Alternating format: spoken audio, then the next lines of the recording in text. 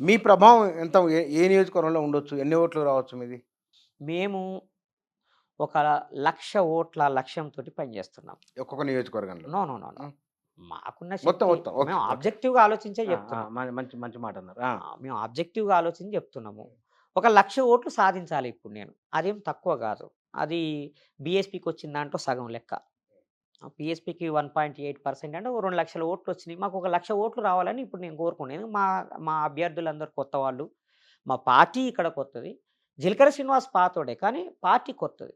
కాబట్టి మేము ఒక 1,00,000 ఓట్లని గనక ఈసారి పూలప్ చేయగలిగితే మా పార్టీ ఇంకా వేగంగా ముందుకు పోతది. అందుకని 1,00,000 ఓట్ల లక్ష్యంతో మేము పనిచేస్తున్నాం ఇక్కడ. ఇక్కడ. మంచి కళాకారులు, మంచి నాయకుల్ని మేము పోటీలోకి దించాం. అసలు ఏ పార్టీ గూడా కళాకారులకి అంత ప్రాధాన్యత ఇయ్యలేదు. మచ్చ దేవేందర్ మా వరంగల్ అభ్యర్థి. భువనగిరి అభ్యర్థి ఎర్ర ఉపాలి కొడుకు ఎర్ర సూర్యం. హ్మ్. ఎర్ర ఉపాలి ఎంత అద్భుతమైన పాటలు రాశాడు. అట్లాగే మా సికింద్రాబాద్ అభ్యర్థి పగిడిపల్లి శాంసన్, తెలంగాణ శ్యామ్ అంటారాయన. చాలా అద్భుతమైన గాయకుడు. చాలా సోషల్ మీడియాలో చాలా అద్భుతమైన పర్సన్. అట్లాగే నాగర్ కర్నూల్ అభ్యర్థి దాసరి భారతి. తాను గూడా మంచి సింగర్. ఇట్లా మా మేము నియమించినటువంటి అభ్యర్థులందరూ గూడా ప్రజా జీవితంలో ఉన్నవాళ్ళు, ప్రజల కోసం తమ గళాన్ని వినిపించినటువంటి వాళ్ళు. కళాకారులకి ఎక్కువ ప్రాధాన్యత ఇచ్చాం మేము. కళాకారుల్ని నాయకులుగా మార్చే పనిని వీసీకే చేపట్టింది. చేపట్టారు. బాగుంది. నాగరికల్ ప్రస్తావన వచ్చింది కాబట్టి నాగరికల్‌లో ఎవరు గెలవచ్చు? నాగర్ కర్నూల్‌లో 100% కాంగ్రెస్ గెలుస్తది. అదేమిటి? ఎందుకంటే కాంగ్రెస్ మెజారిటీ సీట్లు గెలుచుకుంది అక్కడ. ఆర్ఎస్ ప్రవీణ్ గారి గురించే కదా మీరనేది. అవును. ఎందుకంటే ఆర్ఎస్ మీరే ఆయన మీటింగ్ పెడితే పోయిండ్రు. మీరు అడ్వైస్ ఇచ్చిన దాంట్లో మీరు ఉన్నారని తెలిసింది నాకు. అవును. బీఆర్ఎస్‌లో చేరొద్దు. వీసీకేలో చేరండి. రాష్ట్ర అధ్యక్ష బాధ్యతలు తీసుకోండి. కాదు అంటే లాస్ట్‌కి మీరు కాంగ్రెస్‌లో చేరండి. అంతకన్నా బెస్ట్ ఆప్షన్ మీరే సొంతంగా పార్టీ పెట్టండి. ఇవి చెప్పిర్రు మీరు. చెప్పాం ఆ! మేము. వారేమన్నారు? ఆయనే ఏమి ఆలోచిస్తా నేనని అన్నాడు. తెల్లారే వరకు నేను అందులో చేరుతున్నా అని ప్రకటించిండు. సరే అది అయిపోయింది. ఆయన వ్యక్తిగత విషయం. వ్యక్తిగత ఎందుకు మీరు కలిసి పనిచేసిండ్రు. దళిత ఉద్యమాలు, అంబేద్కరు, పూలే అని చెప్పిండ్రు గదా! అంటే ఎందుకు ఆ నిర్ణయం జరిగినట్లు? మాకిప్పటికి అదొక పెద్ద పజిల్. మాకెవరికీ తెలియదది. నాకర్థమైన మేరకు ఒకటి ఈ ఉద్యమాన్ని ముందుకు తీసుకుపోవడం రాజకీయంగా అభివృద్ధి చేయటం అనేది ఎంతో బలమైన సంకల్పం ఉంటే తప్ప సాధ్యం కాదు. దీనికి షార్ట్ కట్స్ ఉండవు. రాజ్యాధికారానికి షార్ట్ కట్లు ఆల్టర్‌నేటివ్ పాలిటిక్స్‌లో ఉండవు. కానీ ఆర్ఎస్ ప్రవీణ్ కుమార్ గారు ఫ్రమ్ ద బిగినింగ్ షార్ట్ కటే ఆలోచించారు. అంటే మనం చాలా వేగంగా ఎళ్ళిపోయి జనాలందరినీ మొబలైజ్ జేసేసి సీఎం అయిపోవాలనేది ఆయన దృష్టిలో ఉన్నది. దానికి అనుకూలంగా కొంతమంది పిల్లలు సీఎం, సీఎం అని నినాదాలిస్తుంటే సార్ గూడా సంతోషపడ్డాడు. ఆ మేడం గారు గూడా ఎనక ముందు ఆలోచించకుండా వచ్చేసి సీఎం అని ప్రకటించేసింది. అందువల్ల షార్ట్ కట్‌లో తొందరగా అధికారంలోకి రావాలని అనుకున్నారు. బహుజన రాజ్యాధికారం ఎలా సాధ్యమైతది అని కాంశీరామ్ గారు ప్రశ్న వేసి బహుజన సమాజం నిర్మాణం అయితే బహుజన రాజ్యాధికారం సాధ్యమైతది అని చెప్పాడు. కానీ ఆర్ఎస్ ప్రవీణ్ కుమార్ గారి ప్రయాణంలో, రాజకీయ ప్రస్థానంలో బహుజన సమాజాన్ని నిర్మించే ఉద్యమం చేయలే ఆయన. ఫక్త్ రాజకీయ పార్టీలాగా మిగతా రాజకీయ పార్టీలాగే తాను ఆల్ ఆఫ్ ఫ్రేమ్‌వర్క్‌లోనే పనిచేసిండు. అక్కడ అలిసిపోయిండాయన. ఇన్ని పోరాటాలు చేసినా ప్రజలు నాకు ఓటేయలేదు అనేదొకటి. ఈ ఉద్యమాన్ని ముందుకు తీసుకుపోవడం నా వల్ల గాదు అనేది 2. మూడోది అంతర్గతంగా పార్టీలోనే కొన్ని వర్గాలు ఆయనకి సహకరించకపోవడము. నాలుగోది ధన ప్రాబల్యం విపరీతంగా ఉండడం. వీటన్నింటి మూలంగా నేనెక్కడో ఒక దగ్గర ఆగిపోవడం మంచిదని ఒక మార్గాన్ని ఆయన ఎంచుకున్నాడు.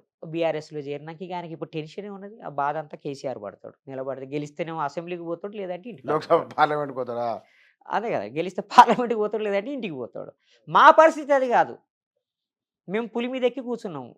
ఎట్లైనా సరే లక్ష్యం ఆయన చేరాల. దిగినట్టే మీరు దిగుతారు. ఏముంది పెద్ద మేము పనే. దిగం. ఎక్కిన పులి దిగొచ్చు. ఏముంది? పులిని చంపి అధికారాన్ని సాధించడమే తప్ప పులిని దిగే పరిస్థితి లేదిప్పుడు. ఆ! ఆ! అంటే పులి మీద జంప్ చేసి చైర్ కుర్చీలో కూర్చుంటారా మీరు? లేదు. హ్మ్. ఇగ పులిని కాంప్రమైజ్ అయినా చేయాలి. పులిని చంపనైనా చంపాల. అంతే. అంతే. అంటే మీ దిగితే తినేస్తది. హ్మ్. ఇప్పుడు కేసీఆర్ రూపంలో ఆర్ఎస్ ప్రవీణ్ కుమార్‌ని తినేసింది. అంతే. పెద్ద రోడ్ షో పెడితే విపరీత జనాలొచ్చిర్రు. బాగా స్పందన ఉంది. సహజం అది. ఆర్ఎస్ ప్రవీణ్ కుమార్ గారి పట్ల ఉన్న గౌరవం, ప్రేమ ప్రజల్లో ఉంటది అది. తప్పకుండా ఆయన మీద ఒక అభిమానం ఎట్లాగో ఉంటది. ఎందుకంటే విద్యార్థుల్లో విద్యార్థుల తల్లిదండ్రుల్లో చాలా సేవ చేసిండని ఒక ఇప్పటికీ ఇప్పుడు పాజిటివ్ ఉంది. కార్నర్ ఉంది. ఆ విషయంలో పక్కా ఉంది. చాలా ఉంది. నాకు ఆర్ఎస్ ప్రవీణ్ కుమార్ గారంటే వ్యక్తిగతంగా చాలా గౌరవం, అభిమానం. అయితే అది ఓటు రూపంలో మారే అవకాశం లేదు. ఎందుకు? ఇంత అగ్రెసివ్‌గా కేసీఆర్‌ని వ్యతిరేకించి సడెన్‌గా కేసీఆర్‌తో కలిసిపోవటం అనేది ప్రజలు జీర్ణించుకోలేకపోతున్నారు. అందుకని అది ఓటు రూపంలోకి మారతదనైతే నేను అనుకోవట్లేదు. మీరు మీ అభ్యర్థులను మొత్తం 17 లోక్సభ నియోజకవర్గాలు గాని ఏడిట్ల ఏడిట్లో. 7 ఉన్నారు కదా! ఏడిట్లలో ఎవరెవరి మధ్య పోటీ ఉండొచ్చు, ఎవరు గెలవచ్చు? మీరు అభ్యర్థులు ప్రకటించారు కాబట్టి. మీరైతే గెలవరు. ఆ విషయం మీకు క్లారిటీ ఉంది. చెప్పాను కదా! అయిపోయింది. లక్ష ఓట్లు ఓవర్ లక్ష ఓట్లు కాబట్టి ఇంక పేచీ లేదు. లేదు. ఈ మీ 7 స్థానాలు వరంగల్‌లో కాంగ్రెస్ మచ్చ దేవేందర్ పోటీ చేస్తున్నాడు. ఓకే. వరంగల్‌లో కాంగ్రెస్ ఓకే. గెలుస్తది. తర్వాత మైబాద్ మహిబాద్ పెట్టలేదు. రైట్. ఓకే. వదిలేసా. నాగర్ కర్నూల్ దాసరి భారతి భారతి ఉంది. అన్నారు. అక్కడ మల్లు రవి గెలుస్తాడు. తర్వాత మహబూబ్ నగర్‌లో కాంగ్రెసే గెలుస్తది. సికింద్రాబాదు కిషన్ రెడ్డి గెలిచే అవకాశం ఉంది. ఫ్రాంక్‌గా చెప్తున్నా. ఓకే. మెదకు ఆహ్, మధుని పెట్టిర్రు వాళ్ళు కాంగ్రెస్ వాళ్ళు. సో, అక్కడ రఘునందన్ రావు గెలిచే అవకాశం ఉంది. ఈ రెండే గెలుస్తారు బీజేపీ వాళ్ళు. అంతే ఇంకేమున్నాయి? మీరు 7 కదా! 7 ఆ! ఎన్నయినాయి? ఇప్పుడు 5 అయినాయి. హైదరాబాదు ఎంఐఎం గెలుస్తది. ఎంఐఎం గెలుస్తదా? ఇంకొకటి వరంగల్, సికింద్రాబాద్, నాగర్ కర్నూల్, మహబూబ్ నగర్, తర్వాత హైదరాబాదు, మెదకు, సికింద్రాబాద్. సికింద్రాబాద్. చెప్పిన 6 అయినాయి. అంటే మీ లెక్కన 3 కాంగ్రెస్‌కి ఇచ్చిండ్రు, 2 బీజేపీకి ఇచ్చిండ్రు. హ్మ్. ఆ? అంతే. ఒకటి ఎంఐఎం. ఆ! అంతే. MIM 100% MIM గెలుస్తది. ఎంఐఎం అది అక్కడ వాళ్ళ హోల్డ్ ఉంటది కదా! ఓకే. ఇప్పుడు బహుశా అసెంబ్లీ ఎన్నికల్లో మీరు అప్పుడు వ్యక్తిగతంగా పర్సన్‌గా పోటీ చేసిండ్రు ఆ రోజు మీరు. బీఎస్పీ నుంచా పోటీ చేసినప్పుడు? అవును. బీఎస్పీ నుండి. బీఎస్పీ ఎన్ని ఓట్లు వచ్చినప్పుడు మీకు? మాకు అప్పుడు 1025 ఓట్లొచ్చినాయి మాకు. వ్యక్తిగా మీరు పోటీ చేసినప్పుడు. మొత్తం ఆ సంవత్సరం బీఎస్పీ ఎమ్మెల్యేలకి అన్ని కలిపి 2,00,000 ఓట్లొచ్చినాయి.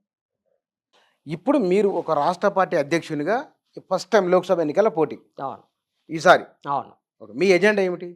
మా ఎజెండా రాజ్యాంగ రక్షణ, దక్షిణాది హక్కుల కోసం పోరాటం చేయటము. అంటే దక్షిణాది హక్కుల్ని కాపాడుకోవటం.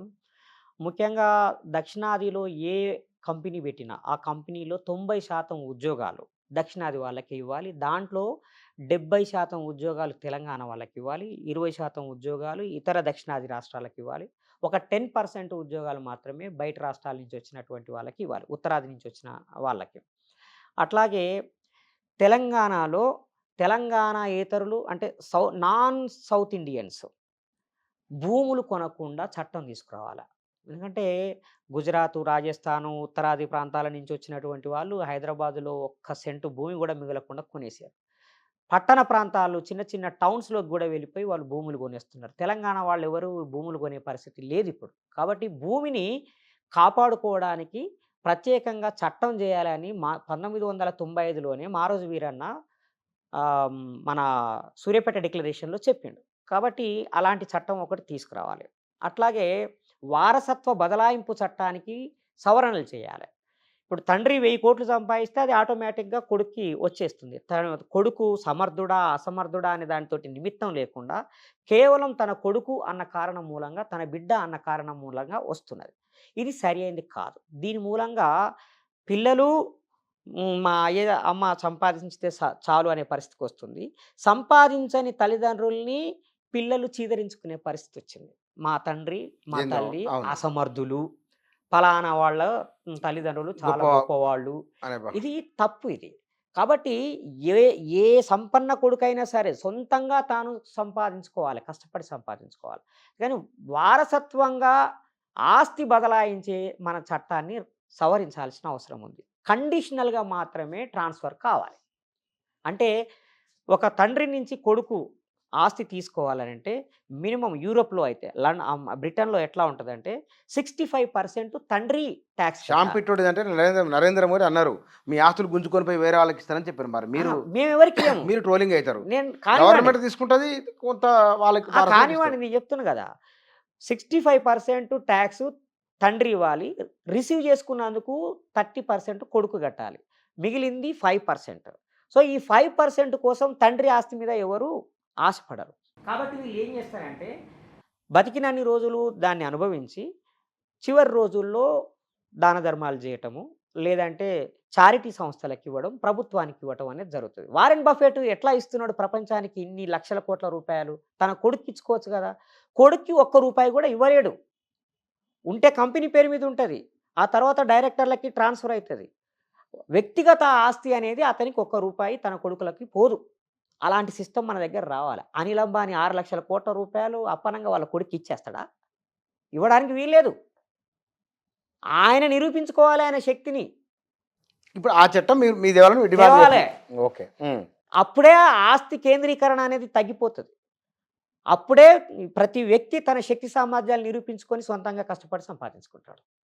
ఈ తరహా ఈ ఎజెండా మీ ఈ ఇది మా ఎజెండా. ముందు రాజ్యాంగాన్ని రక్షించుకోవడం. అట్లాగే కృష్ణా, గోదావరి నదుల మీద కేంద్రం పెత్తనాన్ని దఖలుపరిచిన విభజన చట్టానికి సవరణ చేయాలి. తెలంగాణ, గోదావరి, కృష్ణా నదులు తెలంగాణ ప్రజలవే. దానికి అవసరమైన చట్ట సవరణ పార్లమెంట్లో చేయాలి. ముఖ్యంగా తెలంగాణలో ఏర్పాటు చేస్తున్న ఈథనాల్ కంపెనీలని రద్దు చేయాలి. చిత్తనూరులో, మహబూబ్‌నగర్‌లో పెట్టిన ఈథనాల్ కంపెనీని రద్దు చేయాలి. నిర్మల్‌లో పెట్టినటువంటి కంపెనీని రద్దు చేయాలి. ఇక్కడ విషాదం ఏంటంటే బీఆర్ఎస్, కాంగ్రెస్ ఇద్దరు నాయకులు పెట్టుబడిదారులు వాటిలో. రేవంత్ రెడ్డి గారిని నేను అప్పీల్ చేస్తున్నా. నిజంగా మీరు తెలంగాణ బాగోగులు కోరుకుంటే ఈథనాల్ కంపెనీలు మాకు వద్దని రద్దు చేయండి. అది కేంద్రం పరిధిలోనే ఉండొచ్చు కాక కేంద్రమే వాటికి నరేంద్ర మోడీ పర్మిషన్ ఇచ్చాడు. అయినా సరే రాష్ట్ర ప్రభుత్వంగా వాటిని తిరస్కరిస్తూ వాటికి కేటాయించిన అన్ని సౌకర్యాలను రద్దు చేయండి. ప్రజలకు ఇచ్చేసేయండి వాళ్ళ భూములు వాళ్ళకి.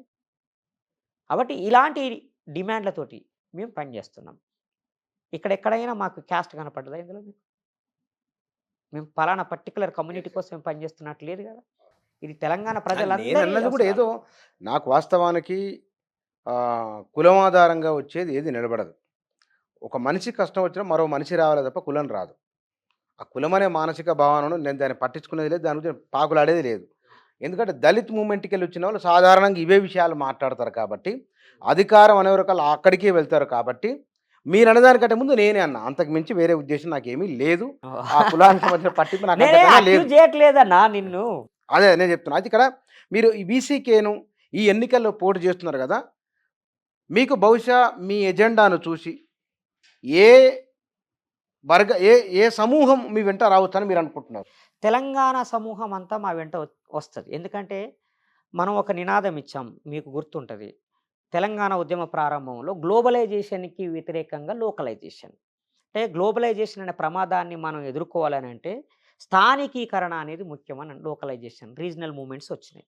ఆ రీజనల్ మూవ్‌మెంట్ తెలంగాణ ఉద్యమంగా సక్సెస్ అయింది. దాంతో రాష్ట్రం మాత్రమే ఏర్పడ్డది. కానీ తెలంగాణ సంస్కృతిని ఎవరు కాపాడాలి? తెలంగాణ ప్రజల ప్రయోజనాలు ఎవరు ఆర్టిక్యులేట్ చేయాలి? కాబట్టి వీసీకే ఒక్కటే తెలంగాణ ప్రయోజనాల గురించి మాట్లాడగలుగుతుంది. నిజంగా బీఆర్ఎస్ తెలంగాణ ప్రజల గురించి ఆలోచించాలనుకుంటే వెంటనే ఎలక్షన్ కమిషన్‌కి తీర్మానం చేసి పంపాలి. మేము బీఆర్ఎస్ అనే పేరును ఉపసంహరించుకొని పాత టీఆర్ఎస్ఏ పెట్టుకుంటామని చెప్పాలి. అలా చెప్పే ధైర్యం కేసీఆర్ గారికి ఉందా? లేదు. ఎందుకు? ఆయన ఈ ప్రాంత ఎజెండా అనే దాన్ని పక్కకు పెట్టి నేషనల్ ప్యాటర్న్‌లోకి వెళ్ళిపోయారు. జాతి ప్రయోజనాలు, జాతీయ ప్రయోజనాలని దేశ ప్రయోజనాల పేరు మీద అక్కడికి వెళ్ళిపోయారు. అందువల్ల ఆయన వెనక్కి రాలేరిక. కాబట్టి మిగిలిందెవరు? తెలంగాణలో వీసీకే ఒకటే తెలంగాణ ప్రయోజనాల గురించి మాట్లాడేది. దాని పేరే వీసీకే ఉంది కదా. తమిళనాడు పార్టీ కదా. విడుదలై చిరుతగల కచ్చి అంటే విముక్త చిరుతల కచ్చి. తెలంగాణలో ఉన్నోళ్ళు చిరుతపులులు కాదా? తమిళనాడులోనే ఉన్న చిరుతపులులా? స్వేచ్ఛ తెలంగాణ ప్రజలకు ఎక్కడైనా ఉందా? ఉంటది కదా. స్థానికత అనేది ఒకటి ఉంటది కదా దానికి. ఆ స్థానిక మూలాలే మా దాంట్లో one of the principle linguistic nationalism, అంటే భాషా జాతీయవాదం. తెలంగాణ భాషా జాతీయవాదం మాది. తెలంగాణ సాంస్కృతిక జాతీయవాదం మాది. చూద్దాం. దీనికి ఆదరణ ఉందనుకుంటారా? తప్పకుండా లభిస్తుంది.